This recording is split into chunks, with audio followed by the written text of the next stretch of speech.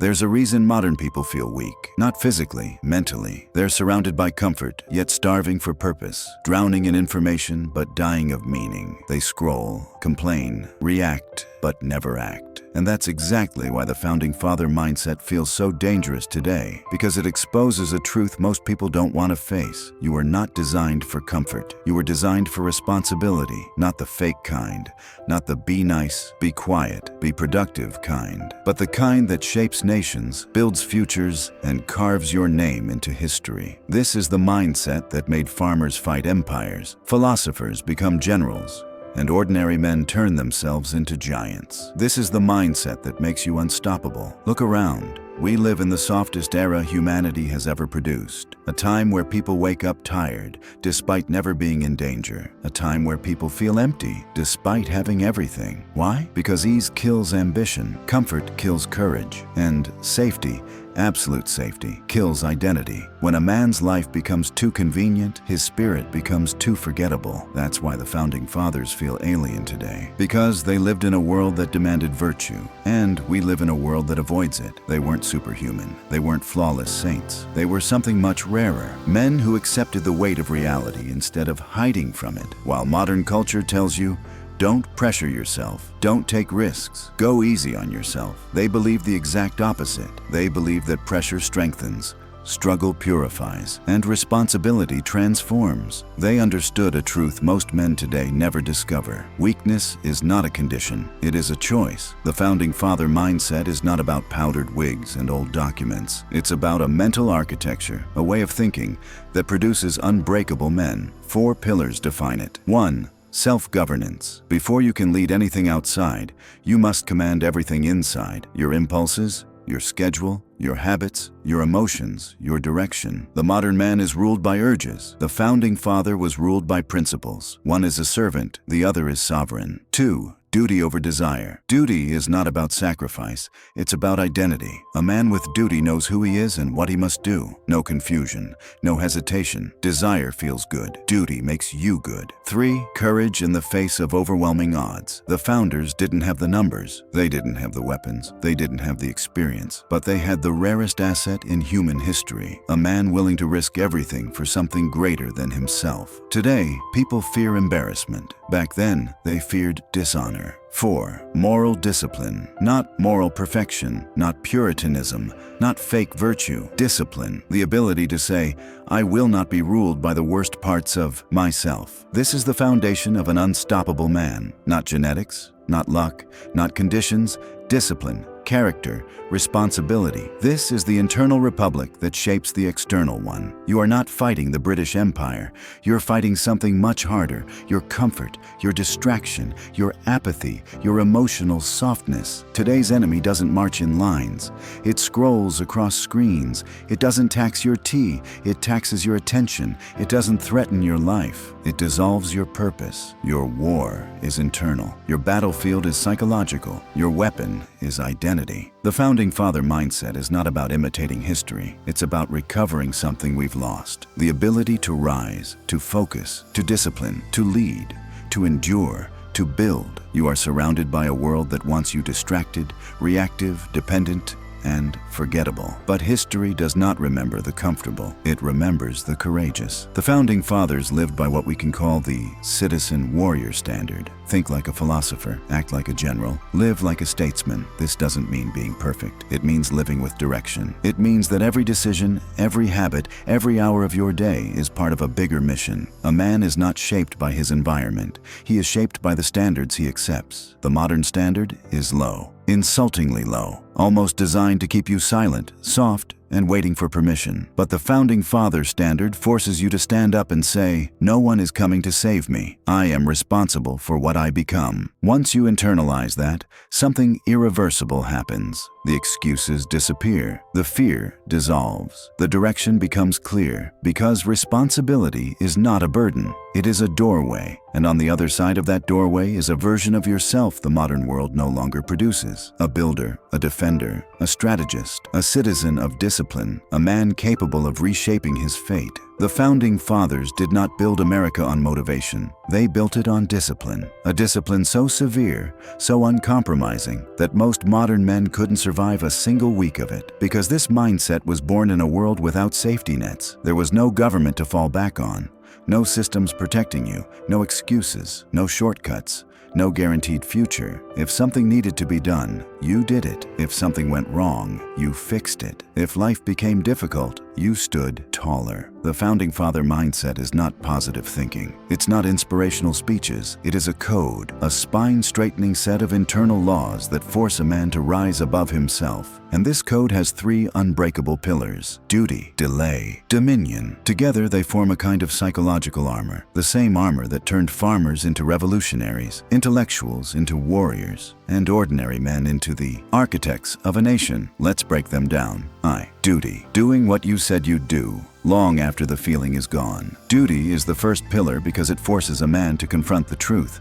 Your feelings do not matter. Your promises do. The Founding Fathers understood something modern society works hard to make you forget. A man is not measured by what he wants. He's measured by what he finishes. They believed duty was sacred. If you promised your community you'd show up, you showed up. If you committed to mastering a skill, you mastered it. If you swore an oath, you honored it, even if it cost you everything. This mindset makes you unstoppable because it removes the single greatest weakness modern men suffer from: emotional dependence. When your actions depend on motivation, you become fragile. When your actions depend on discipline, you become unbreakable. Duty turns your word into a weapon. It forges a reputation. It builds a backbone. And most importantly, duty makes you dangerous to mediocrity because you stop negotiating with yourself. You stop explaining why you can't. You stop collapsing under feelings. You do the work. You show up. You execute every single day. Segu, delay, the ancient power most men can't handle. The second pillar is delay, not procrastination,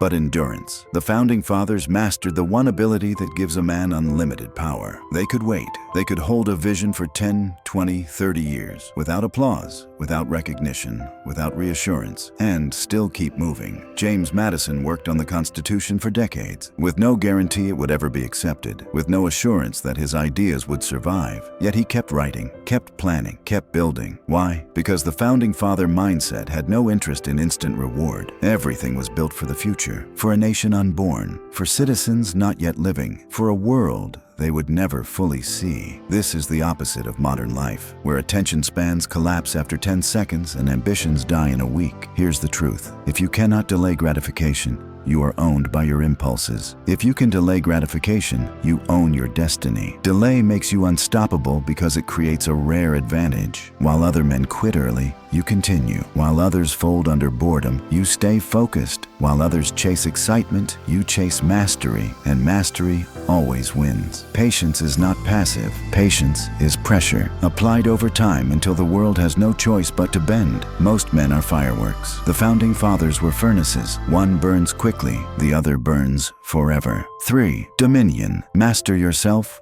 or you will be ruled by everything. Dominion is the third and final pillar, the hardest, the most painful, the most transformative. Dominion means ruling yourself, your impulses, your appetites, your anger, your fear. Most people want to control the world. The Founding Fathers wanted to control themselves because they understood the brutal truth. A man who cannot govern himself has no right to govern anything. Self-mastery was the foundation of leadership. Not ego, not arrogance, not charisma. Mastery. Washington refused kingship because he had dominion over ambition. Adams defended the law, even when it made him unpopular, because he had dominion over fear. Hamilton worked for days without rest because he had dominion over comfort. Dominion is not about perfection. It is about command, and once you command yourself, your mind, your habits, your discipline, nothing outside can break you. Modern men are ruled by distractions, ruled by mood swings, ruled by cravings, ruled by weakness. But the Founding Father mindset installs a different operating system. You decide what you feel. You decide what you do. You decide who you become. This is the rarest form of power in the modern world. Internal sovereignty. The ability to say, I will not be moved. A man with dominion does not need validation.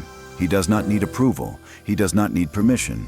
He is a nation of one, a republic within himself, strong, steady, unshakable. When duty, delay, and dominion combine, something extraordinary happens. You become the kind of man people follow without question, the kind of man who doesn't need to shout, because his presence speaks louder, the kind of man who intimidates weakness simply by existing. You become a founder, not of a country, but of your own life. Most men drift, you build.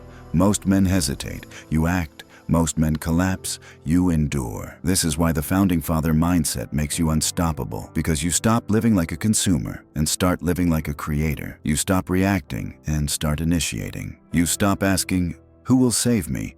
and start declaring, "It's my duty to save myself." The world bends to men like that. The Founding Fathers did not build a nation. They built a template for the human mind, a blueprint, a structure, a discipline that could survive war, famine, betrayal, and chaos, because it was built to survive human weakness itself. And here's the part most people never learn. The Founding Father mindset wasn't designed for governments. It was designed for you, a lone individual, a single sovereign, a thinking being capable of ruling themselves before ever ruling anything else. That was the entire point. Every constitution, every principle, every piece of wisdom was designed so a human could stand alone in the storm and say, "I govern me." And that is why this mindset makes you unstoppable, because once you can govern yourself, no one else can. John Adams once said something brutal.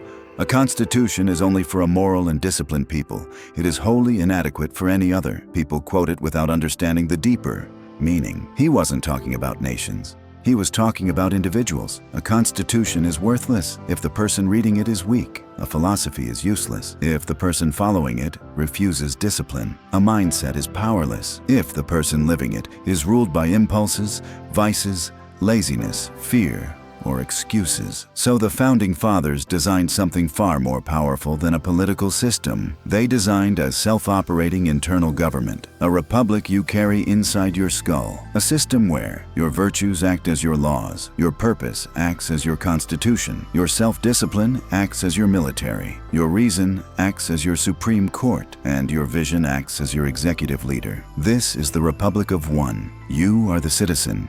You are the government, you are the president, you are the entire system. And if that system is strong, you are strong. If that system is stable, you are unshakable. If that system is disciplined, you become unstoppable. Today's world tries to collapse your inner republic, not with muskets, not with armies, with distraction, with indulgence, with endless shallow comforts that keep you soft, unfocused, and forgetful of who you could become. Modern society wants compliant men, predictable men, men who follow impulses, not principles, men who trade sovereignty for convenience, men who can be controlled. But the Founding Father mindset destroys that design entirely, because this mindset forces you to ask one deadly question: who rules me, my impulses, or my principles? Most people never ask it.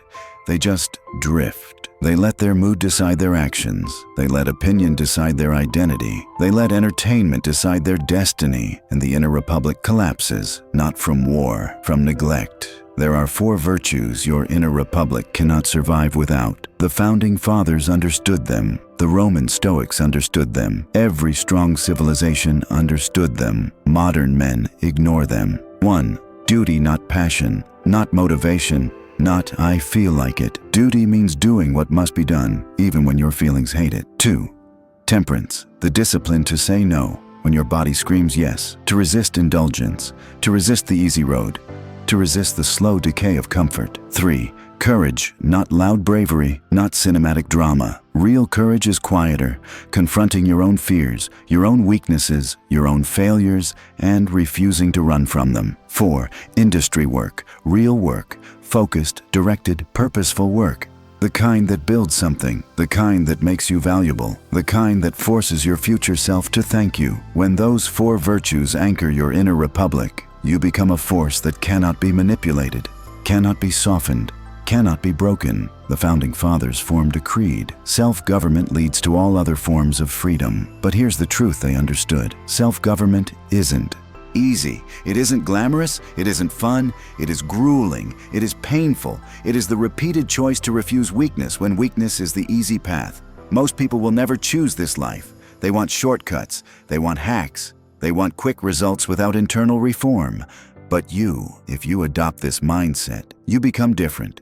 You become rare. You become someone time bends around. Because here's the secret nobody teaches. Discipline is superior to motivation. Duty is superior to passion. Virtue is superior to comfort. And sovereignty is superior to everything. The founding fathers lived by this. That's why they won. They weren't stronger. They weren't wealthier. They weren't more experienced. They were more principled. And in the long run, principles beat everything. You are not free until you declare independence from your own worst habits. That's the truth. You can conquer nations, earn money, build an empire, and still be a slave to your impulses. So here is your final test. Write your own Declaration of Independence. It doesn't have to be pretty. It doesn't have to be poetic. It only needs one sentence. I no longer serve who I was. I serve who I am becoming. That is the moment your inner republic is born. That is the moment you stop living like a passive observer and start living like a founding force. And once that shift happens, no weakness can stop you. No failure can defeat you. No setback can break you. Because you no longer fight like a civilian. You fight like a founder, a man of principle, a man of duty, a man of discipline, a man of purpose. The kind of man the world used to create, but no longer knows how. The founding father mindset makes you unstoppable because it makes you sovereign. Sovereign over your emotions, sovereign over your actions, sovereign over your direction, sovereign over your destiny. And when you become sovereign, the world cannot tell you who to be. The world cannot dictate your value. The world cannot shape you. Because you are shaped by principles older than kingdoms and stronger than empires. You are shaped by discipline. You are shaped by duty. You are shaped by your own internal constitution, the Republic of One, the Iron Republic. And men who live by this mindset do not chase strength. They become strength. They do not chase greatness. They build greatness. They do not ask for freedom. They earn it. And once you earn that kind of freedom, no man alive can take it from you.